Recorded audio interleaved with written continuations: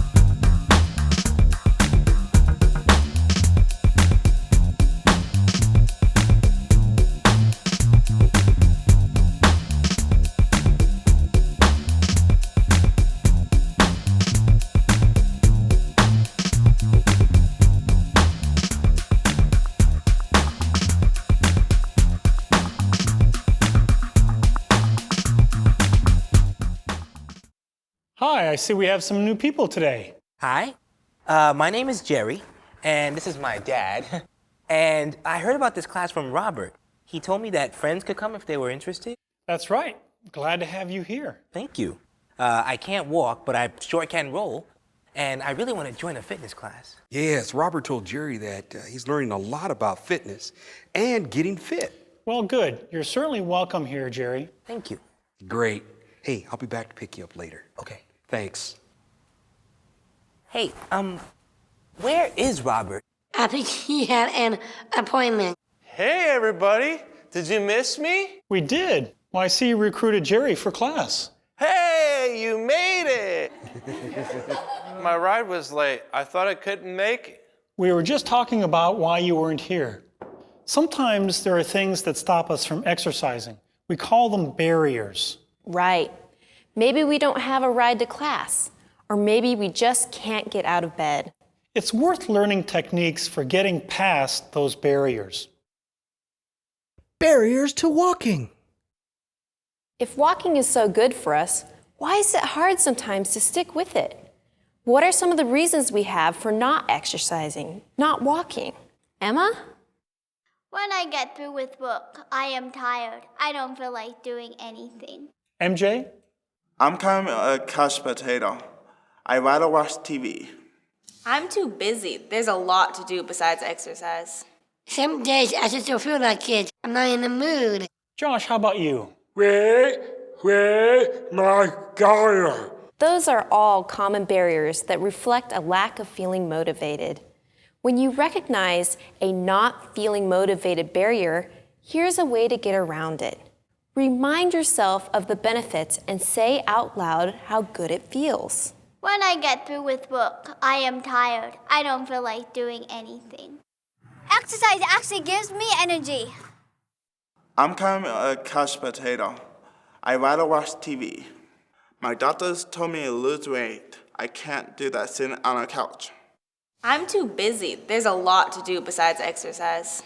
Walking clears my mind of all the busyness. I actually get more done. Some days I just don't feel like it. I'm not in the mood. Walking makes me feel good. Where's my dollar? Is he after dollar? When the barrier is you're not motivated, tell yourself the benefits. Say them out loud. And then get out there and walk. How many of you wrote down your steps? Let's see a show of hands. Great. Did you figure out your baseline? How did you do, MJ? I walk every day, sometimes a short walk. That counts. Did you write it down on your step log? I did. Well, let's take a look. Day 1, you did 4,220 steps. Wow. What happened on day 2, Wednesday? Over 9,000 steps. Wednesday is the day I play Frisbee. Well, good. Now let's see what happens on day 3 and 4. You're low. Less than 3,000 steps. I just watched TV and didn't do much. It's good to notice those things. With step counters, each day starts new. If you have a day with a low step count, just write them down anyway. If you forget to wear your counter or to write down your steps, just start again the next day. Jerry, I'm not sure a pedometer would work with you. Maybe there's another way you can track your steps. Hey, how about I keep track of time using my watch? That way I can write down minutes instead of steps. That's a great idea. This week, every time you go out for a roll, just write down your minutes on the log page. Time spent exercising is another way to keep track of how much you do. Benefits of walking. Okay, has anyone noticed any benefits from the walking they've been doing? Let's see a show of hands. Great. Robert, how about you? Walking is making me feel great. Cool. My body is a lot healthier and I feel good. Awesome. I've been thinking a lot when I'm walking. It's good. Great. Becca? Walking gives me more energy. All right. It's the Sonny and Pedro show. Hey, Sonny, are you tracking your steps? I sure am. Every night, I write down the total steps I took that day. I have my high days, and I have my low days. Whatever it is, I write it down at the end of the day. And every Friday night, I figure out my average for the week. It keeps getting bigger. That sounds like fun.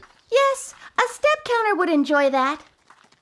Last week, my average was 1,001 steps a day. And it's getting bigger? Of course. That's what I promised. Every week, my goal is to do more than the week before. Well, what's this week's goal?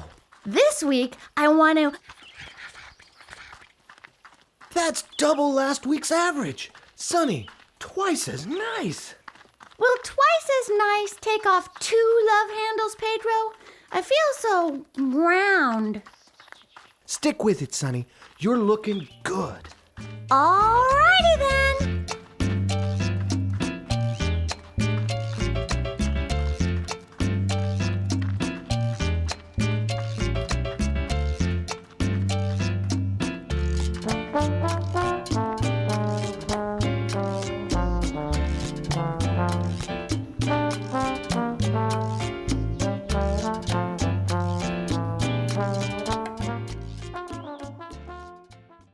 The barriers we were talking about today had to do with a lack of motivation to exercise.